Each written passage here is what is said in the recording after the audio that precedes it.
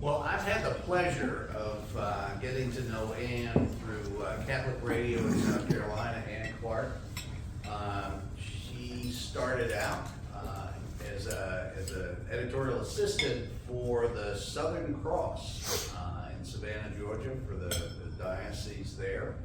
But you know, she and I have these monthly conversations briefly, just kind of as a promotion for what comes up next in the miscellany. And how many do y'all read the miscellany regularly? Yeah, love it. All right, excellent. It's a wonderful resource. It's just a beautiful product. It's very well done for Spanish speakers in our diocese, in our community. It's a great resource, you know, because the back half is in Spanish. So it's been a real pleasure for me to get to know her through those Catholic Radio conversations. But she has been here since 2008, working with them in 2011. 2005, Five. and then back That's again in right, sorry. 2018. It's okay. Forgive me, thank you. So since 2005, but you took a break 2011 for your two sons, you and Carl, who are now 12 and 14. And so they are at those ages where it makes life really exciting to have boys in the house. Yes. So Ann is, in addition to the miscellany, does communications for the diocese. So anybody who has kind of a question about what's going on in the diocese, Call Maria.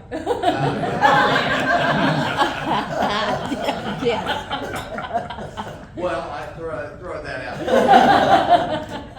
So, and she has been married to Carl, who is a Navy veteran, and did I recall correctly, you served on the Philadelphia, is that right? Mm. Excellent, excellent. Fast attack, is that correct? Fast attack submarine. So we have two mariners, submariners in the house, so with Russ. Carl is a logistics manager and specialist for Robert Bosch. He has an MBA in logistics and intermodal transportation and logistics. So both Carl and Ann are speaking today as a couple, but experts in their field, and we are just delighted and privileged to be able to have them join us today and share their faith journey. Thank you very much.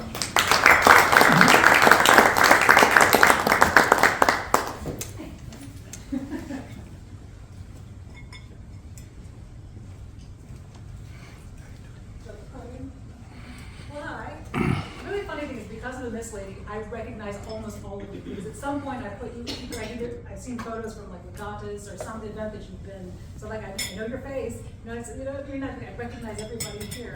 In person. I don't recognize anybody, so. Well, for the most part, we just kind of what we thought. I'll be honest, we didn't prepare because there's just a lot going on in everyone's lives right now. So we thought, okay, as Frank said, let the Holy Spirit lead you. So I figured we'd talk about the fact that we were both originally Catholic and really had a reversion after basically stepping away for a good long time. I grew up, in a very Catholic family. Both my parents were converts. They were really Catholic. My dad eventually became a deacon. And his great line was that you don't have to, you get to. When you gotta go to church, you get to go, you know? But by the time September 11th hit, I really started thinking there cannot possibly be a God, right? He could not have allowed this to happen, there can't be. And that's when I started to step away from my faith. Your experience is a little different growing up.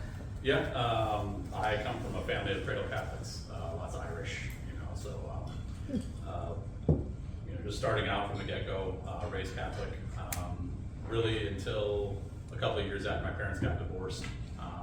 Hit the atheism pretty hard in high school because teenagers, and really actually I went to college the first time for a couple of years at American University up in Washington, D.C. And it was there that I met my best friend at the time, my roommate, who was really big into the faith, and I actually went through RCIA because I never went through confirmation back in 8th grade.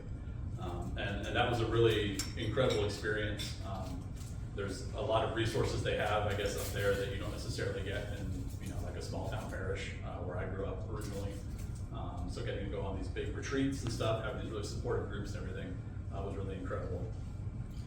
And it lasted for about 2 years. No shade on the Navy, but when I joined it, it became really easy not to think about things, because we were just always operating, always going, always moving, always drilling, barely sleeping. And so I kind of fell away, not to atheism, but to something maybe even worse, which was more like indifference, for really until I came back down here. So I joined in 2001, January, so my timing was amazing. I went to school actually just up here in Goose Creek, Nuclear Power Training Command up there. And from there went up to Connecticut, which I cannot recommend. Hopefully no one from Connecticut here, but it was just, having grown up down here, as a kid I was always amazed by the idea of snow until I actually had to live in it. And you gotta shovel it and get it out of the car and everything. It's just, went up there, and like I said, from that point, it was just really difficult to focus on anything faith related, because we were just kind of, on the boat we were basically in survival mode. And unless you really luck out and have a really good lay leader on the submarine, there's not a lot of resources, for people of faith, which we didn't have a Catholic lay leader at that point. But I got stationed back down here in 2008. Actually went to Shore Command, back at the same school, teaching this time. And that's when I met Ann. We actually met through eHarmony, so that was unexpected, but really a welcome Wait, surprise. again, I had to pay for 3 months. He paid for 1 month. He was an expensive husband. I paid 3 times as much as he did to get me. Garbage. Yep. So I was working for the Catholic Church, even like I had still fallen away from the faith. And it wasn't until I moved here, again, I was just home, I was in Savannah, I worked for that diocese. I came here, worked with Maria, with Deirdre Lace, the editor at that time. And even working in the diocese, I still wasn't kind of participating. But there was something, because I was completely out of my comfort zone, I didn't have any family, I had no support. There's something that's always going to draw us back to the church, right? It's always going to be that source of comfort, that thing we go back to from childhood that we've always known. It felt familiar, so that's when I started going back because of essentially loneliness, right? And just feeling so fish out of water and a brand new place. So I did start going back, and then we meet on eHarmony, and I was like, oh, someone has a nice car and can take me to mass. That was really great. And I was like, well, I guess I better go. It's gonna work out. Yeah. But yeah, so we both kind of started sort of getting back into the Catholic routine, so to speak, at that point. But I think when it really hit was right before we had our son. Because at that point it's like, we can't screw this up. Like suddenly we're responsible for so much more than just ourselves. And this little soul, right? Yeah. What are we going to do? Now we're really responsible, Because again, you can because even though you're together and you're a couple and you're going, you can still kind of be sort of, single but together, right? And because we're gonna go out, we're gonna go party, we're gonna go do this, we're gonna go, go travel, do all that kind of stuff, and really not focus on faith. But suddenly there's this little redhead, which for his family, by the way, there's this little redhead. It's like, oh God, Lord God, we're responsible for this little person. Plus we prayed for him, so we kind of had to. We did, yeah, actually prayed really hard to get in, yeah. And boy, did we get one. I will say, my mother passed away in 2018, and of all the nerve, because I'm now raising one of me, and the one person who knows how to do that kicked it. You know what I mean? I know she's laughing, I know it, but there's no one to ask, what do you do with me? You know what I mean? But, no, stop that. Yeah, so that's where really, I think faith really kicked in, is when we had, and again, as you said, we prayed so hard because it took a while to pray. It doesn't just happen like that, especially because I was already in my 30s, right? It wasn't an instantaneous thing about what if we never had children, what if this doesn't happen for us? So finally it's there. And Brian Fahey, if you've ever met him, he's the archivist for the diocese. And he and his wife had also gone through some fertility issues, and he said, look, you're gonna be scared the whole time, trying to get pregnant, you're gonna be scared the whole pregnancy, and then there's the kid, and now you're scared the whole time too. And so it's like, you might as well just, adapt to the scare, to the fear and just go for it, right? And so really, I'm starting to take him to get baptized, and we have those pictures of his first ashes on his little 4-month-old head, and these really kind of soul, not soul searching, but soul awakening maybe moments when that stuff that you did in your childhood, we had to go, we just had to go, suddenly feels so different, right? And you said a lot, it's like, I really understand the love of God now, because I absolutely want to strangle these children. Oh my God, would I die for you? Do you know what I mean? And I just know he's looking at me, it's like, I'm gonna strangle you, but I died for you, you know what I mean? Very much, yeah. And we're really pulling for the 14-year-old to make it to age 15. Yeah, I don't know what's gonna happen. It's touching to her. I want it for him badly, but, you know? And then, of course, 2 years later, we had our younger son. Yeah. So William's our oldest, and then David our youngest.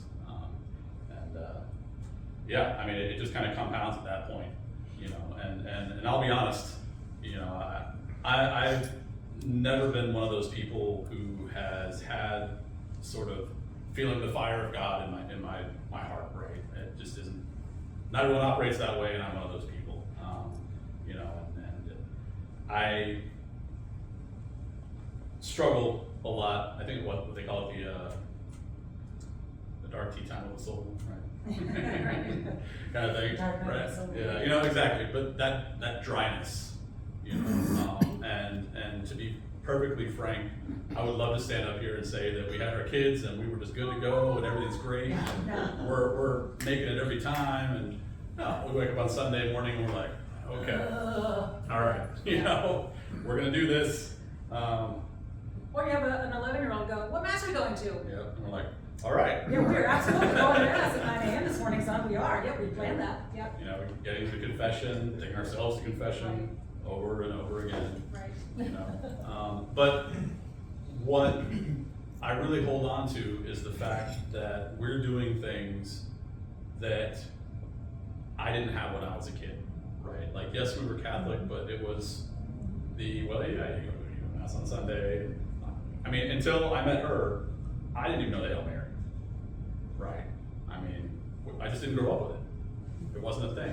We just, we went to mass, yeah, we went Easter, Christmas, Sundays, we got baptized, but yeah, it just wasn't a thing that was present in my childhood. And my parents, they were both converts, and so while they were on fire for the faith within themselves, I don't know that they knew how to share that. And that's no shade to them, right? They really do believe in, to her death, the Eucharist is what brought my mother into the church, right? But she really believed with her whole heart. I don't know that she knew how to tell me why, right? And so doing this differently, saying that, okay, we want a reason, and they ask why, we want to be able to answer that. We want them to know all the whys in the house. Because obviously as a church, we have a why. We have a why for why we do everything, right? And that really made a big difference in us learning together about the whys, about these things that we never learned before. Even work for the church, right? My whole career has been in the church, whether Savannah or here. And I'm still learning. I'm still in the catechism or it used to be. It kind of makes it harder actually work for the church. Have you met anyone from the Presbyterate? Okay, seriously, if you want to know that Jesus is real and that this church is real, the Presbyterate. That's all I'm going to say. Because the fact that we still have a church after this many centuries, after some of our bishops and some of our priests, Jesus is real. Yeah, he is absolutely real, and so is this church. It is his bride because it has managed to stay put. And I love the people who work here are just like, yeah. Because they're as human as the rest of us, right? And you get to meet the real human guys that aren't just up there, in Persona Christi on Sunday, Yeah, and I think in a lot of ways too, that makes it more real, because you really experience the humanity of the church, and by doing that, you also are able to appreciate its divinity, because again, the whole reason we're here is to learn how to love, right? And if it wasn't a struggle, are you really learning? And we're struggling right now. Our 14-year-old, he's not sure if he wants to be Catholic, and you can do everything right. At the end of the day, he's going to make the decision that he makes. He's like, do I really have to go to mass? I'm like, look, you guys are forcing me. I said, we made a promise when you got baptized that we would do everything we can to teach you the Catholic faith, to live the Catholic faith. even if we're doing it perfectly. But we can't force you to be Catholic, right? We can't force you to practice. Like I should say, you're already Catholic, you're baptized, so good luck, kid. But you're going to mass. Yeah. We're going to bring you, even if you just sit there respectfully and quietly, we're taking you, you know, and he doesn't ask quite as much anymore. Maybe a little bit in there somewhere, you know, but yeah, it's one of those things where, again, you know, like you said with her parents, you know, it's not that you have to go, you get to go. Again, it's a struggle, right? You know, because you're out there and you try to put on a good face to say, all right, we're going to mass, but some days you just got to be open. You're like, okay, we're gonna get through this, guys. You know, it's because it's not that it's just an obligation.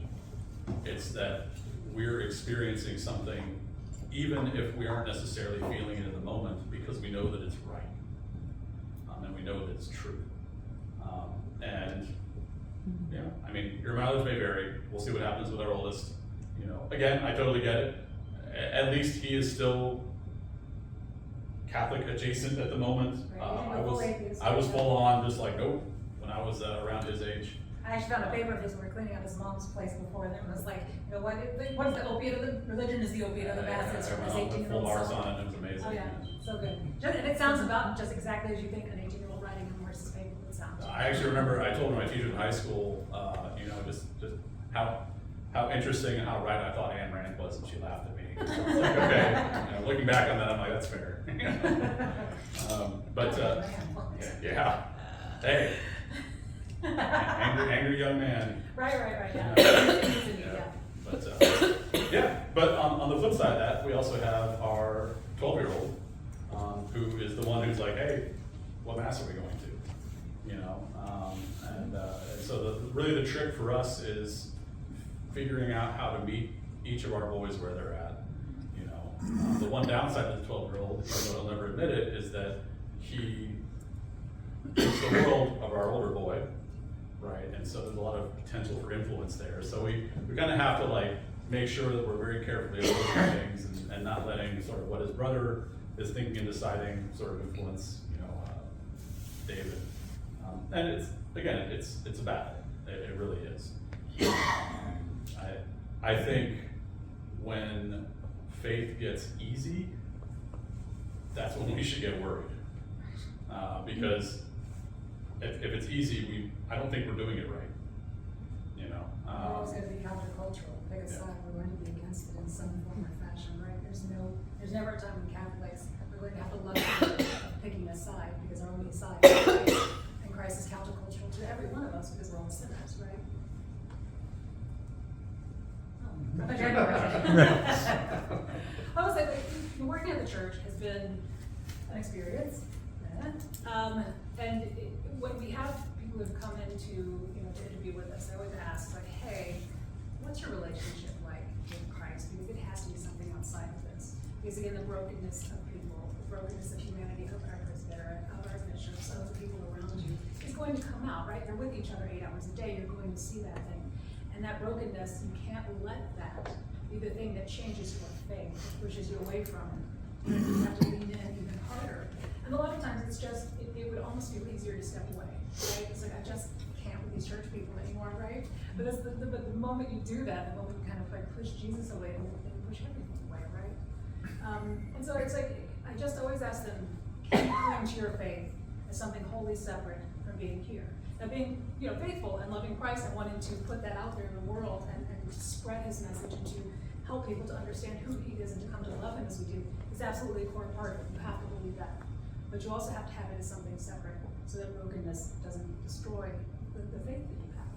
You know, I can't tell you how many times that you have been like in adoration and just kind of like, you know, you just kind of, your soul just wants to scream almost. You know what I mean? Because it just feels so broken and it feels so overwhelming. And in those moments, I just look at him and say, is this really, you know, are you really you? Are you really there? Are you really in a wafer that I'm looking at? Is that real? But it is. Do you know what I mean? And it always comes back, but it is. But it's real. And it gets me through it, even when it hurts. And so there's a lot of painful things, especially that, you know, Maria and I have seen, both like the sexual abuse cases and the scandals and all that kind of stuff. And that was a new one out of Chicago. I can't remember now. And every time one comes out, and they read the comments online, oh, Catholic Church is the whore of Babylon, and it's the this and it's the that, and you know, we have to go to work the next day and go, church is still great, read the miscellany, evangelization, you know what I mean, and act happy. And sometimes it's a real struggle, and it's a real struggle to kind of look Christ in the face and say, can I do this? Do I really want to do this? Do we have to do this? You know, again? Are we in this place again? But yeah, you know what I mean? The answer is always yes. The answer is always going to be yes. You know, we've got the bishop's 5-year plan, right? It's all about evangelization. So it's about taking what we do in our work, in whatever that thing is, or you know, logistics at Bosch, right? You know, not particularly Catholic. But putting, oh, it's very Catholic, sorry, it's very Catholic, logistics. Not Bosch. company though. Yeah. But putting that piece of that faith within whatever that thing is that you're doing, even if it's logistics at Bosch, right? Even if it's taking a surly 14-year-old down the highway every morning and he's, I don't want to go to school, why do I have to wear it? You know what I mean? Hates the tie. He hates the tie. He goes to St. Finbar, Chesterton Academy, St. Finbar Cathedral, right? So they have to have a tie, hates the tie. It's been a year, he still hasn't learned, he doesn't want to learn, right? But even within that, you know, still having those conversations in the car, even when it's trying to dance around every objection he has while meeting it, right? Because again, some of it's just being a 14-year-old, and some of it are legitimate questions that I can answer. Because again, we want to be able to give them the why that we didn't get, you know? Yeah, I think, you know, speaking of workplaces, that's one of the big struggles for me. I mean, I work in a completely secular workplace, you know, it's,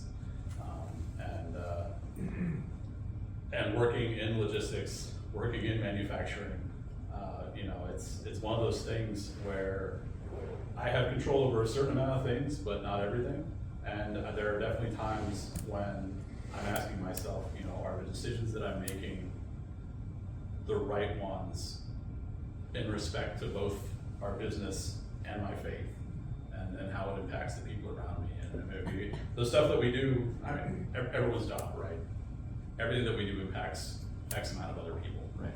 And I mean, Bosch is I think we have 250,000 employees worldwide. And so there's a lot of moving pieces.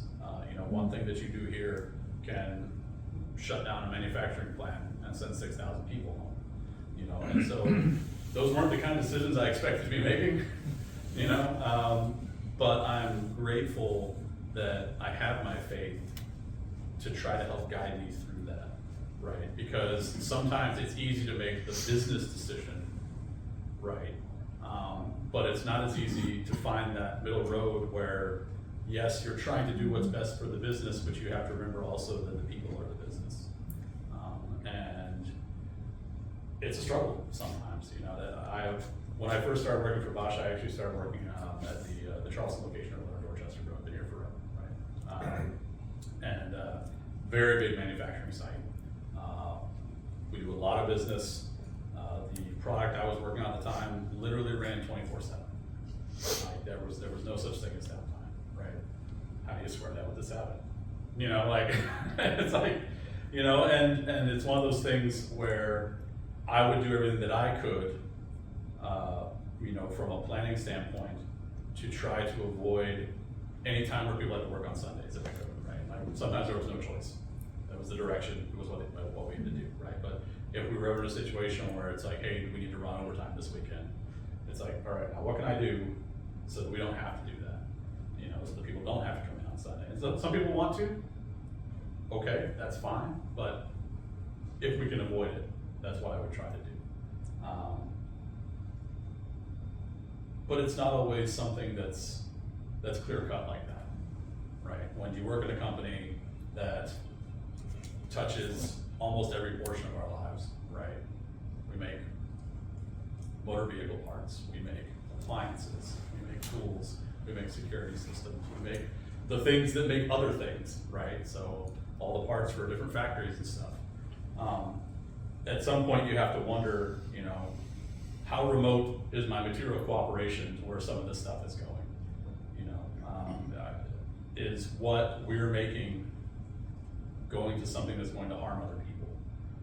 And those are the things that kind of keep you up at night, because again, I'm not a vice president. You know, I'm not able to make decisions to say whether we can do this or we can't. I just find myself in a position where, you know, I wonder what I can do at that point, you know, and it's a struggle to really understand what I do have control over, what I don't, what I need to bring with me when I go to mass, because there's a lot, really, and it's, working in an environment, it's not hostile to faith, but like I was for so many years, it's indifferent to it, basically, right? Because it's not even a factor. Robert Bosch was a genius, he was also a secular humanist, right? And so his company is an engineering company. My dad was an engineer, I've worked with many engineers. They're interesting people, sometimes lacking in soft skills. An engineer? I worked in engineering in the Navy, so I've definitely seen where all that goes, and I work with an interesting tension, right? Because I have a commercial background, right, with an MBA and all that stuff, working in logistics, working at a company that by definition is an engineering company, right? Like that's invented for life. That's our motto. And sometimes there's a struggle because you get people who are in positions making decisions about other people who maybe shouldn't be, because they're taking the engineering approach. They're just looking at the numbers, and they're not necessarily thinking about the impact of what the decisions they're making have on the people that are working for them. And coming out of the Navy, when I got out, I was a chief petty officer. And so one of my major jobs was being a filter for whatever came rolling downhill,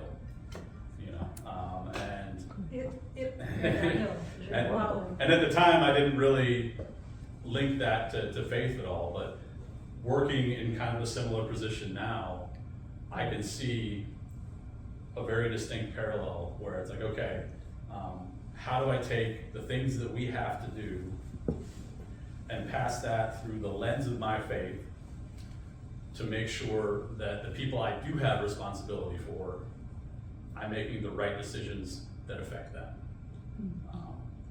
Which, by the way, it's no different working for the dynasty. Yeah. It's literally, kind of the same thing, because so much of the structure is hierarchical. It's very Roman, right? It's very much kind of top down. There's a lot that still rolls down, right? And then how do we, through faith and making sure that we look after our people, make sure that they're okay while trying to get through a lot more than we ever anticipated. How do you deal with people who have performance issues, right? And the engineering answer is, well, you get rid of them and you find somebody better, right? And that's that's a tough place to be, right? Because for me, especially coming out of the military, usually if something was wrong with one of your sailors, it was because you didn't train them right. You were the one who failed. And I feel a lot of that still whenever I have an issue with one of my planners. We've got a team of 9 right now, split between the US and Mexico. So that's another challenge, right? There's only 2 of us who are actually here, local, up in we have a warehouse up off of 26th there. So the rest of our team is spread out across the US, they're down in Mexico, you don't get to see them face to face, and so that's another struggle, right? How do you reach out? How do you really interact and connect with people that you only ever hear over a Teams call? And that's another place that I'd like to think that my faith has also come in to be able to say, okay, because it's really easy, and I've been in that position. It's like, oh great, these guys are screwing up again, right? Or this plant over here is messing up, and really remembering that we have to have that human connection. That these are other people on the other end of the line. That the decisions that we're making, that the things that we're saying, the way that we're interacting with them matters. I think it was St. Teresa of Calcutta who said, the reason there's so much pain and suffering in the world is because we forgot that we belong to each other. And that's a really easy thing to forget in a very sterile corporate environment. Sadly, it's not, again, it's not different than the dynasty. It's not. Because again, so much of it is very procedural. It's finances. You know what I mean? It's like, have we sent this thing out? Have we sent that thing out? It gets very procedural. We really do, in fact, lose the people, even though we're part of the church. You know, and you wouldn't think that, right? You really don't think that, but you do. And we often have to remind ourselves. We wrote a prayer and a mission and everything to remind ourselves that, hey, we're Christ-centered first. You know what I mean? We belong to each other first. And so for me, one of the things that I do is I meet with everyone on my team every other week, right? And we just talk. It's not a performance evaluation. It's not a KPI evaluation, right? It's just a chance to talk. They can tell me whatever they've got going on. You know, if I've got any advice for them, you know, that's a time to do that. But without that, again, we just lose that human connection. And without the human connection, it's really hard to operate in faith. You know, we were made to be a community. You know, even people, you know, we have people of all different creeds. Many of them are Catholic because they're in Mexico, but we have a Muslim who is celebrating Eid today, right? And so just understanding where everyone is and trying to meet them there. I've never been what I consider a good sort of speaking evangelist. I'm a Literally doing that. I'm an introvert by nature. She told me about this a while back and I totally forgot. And then she told me about it again and I'm like, I'm like, you're gonna be great. Don't you worry. Here you go. On you. and I don't like to argue necessarily. But oftentimes I feel like I find myself in the place of St. Paul, right, when he went to Athens. And he stood up there and he talked to storm. And he gave them every theological argument he could hit them with, and they said, yeah, that's interesting, and went on about their day, right? And you know, for me, I feel that the best way that I can evangelize is just trying to live my faith as genuinely as I can. My sister left the church and never came back, right? She may one day, I pray for it. All of my siblings are Christian, practicing Christians, but they're not Catholic. Not practicing Catholics, I should say. But I know if I try to talk her into it, it's not gonna work. Right. You know, my mom stayed adjacent. There were some church things that drove her away, unfortunately. You know, and so I pray for her. At least she believes in God still. Right? My sister's kind of mid-agnostic. So my mom still prays. She'll come to mass with us and that sort of thing, right? But again, she holds herself apart because of things that the church did to her when my parents got divorced. She was told her children were illegitimate. Yeah. Or She was. which is not true, by the way. If anyone ever says that, that's not true. But at the time, back then, Yeah. she was. My dad was granted an annulment over her wishes, basically. And so that was a hard road to walk, right? That was a big chunk of why I became an atheist in high school, you know, because it felt like the church had turned their back on us because of something that one person in Atlanta, one decision they made, right? And to that day, that reminds me of the awesome and terrible responsibility that those of us who do practice the faith have to those around us. You know, that if we're out there and we're openly Catholic, which we should be, that what we do matters, and what we say matters, and how we act matters. You know, not just to our kids, but to our coworkers, to the people in the street, to the guy who comes up in Walmart that your wife wants to argue with. You know. Oh, we saw that.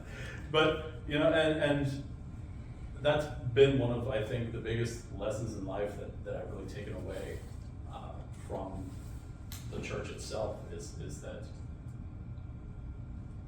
there is just so much responsibility invested in us who practice, you know, that we are called to evangelize however we do it.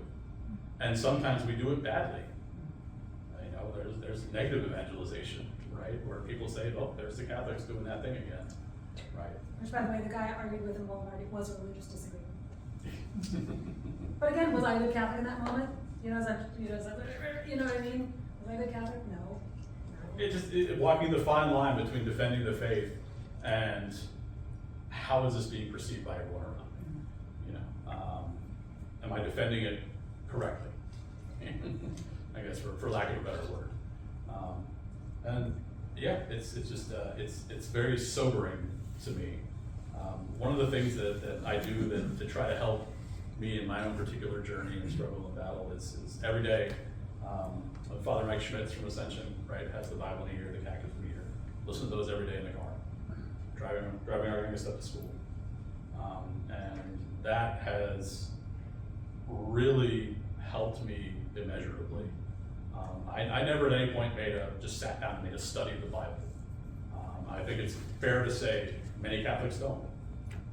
In fact, that's one of the key points that our Protestant brothers and sisters constantly poke us with, right? Is, oh, Catholics don't know the Bible, right? And so, can I quote passage and verse all the time? No, not all the time. But I'm getting better, and I at least recognize the stories. I recognize the themes, and it brings it home for me every time that I watch and listen to the people of Israel screw up, and God's like, all right, here's somebody to help you. Okay. Okay. Okay, generations after generation. I want to put one, I know we probably could go, one last thing is that, ultimately, our job to each other is to get each other to heaven. And I will say, you know, having a Catholic spouse who also believes, even if we're not doing this perfectly, when we go home and we talk about this and we pray with the kids, it means everything. You know what I mean? Even imperfect, it's still beautiful. And that is beautiful. And Clark, thank you so very much.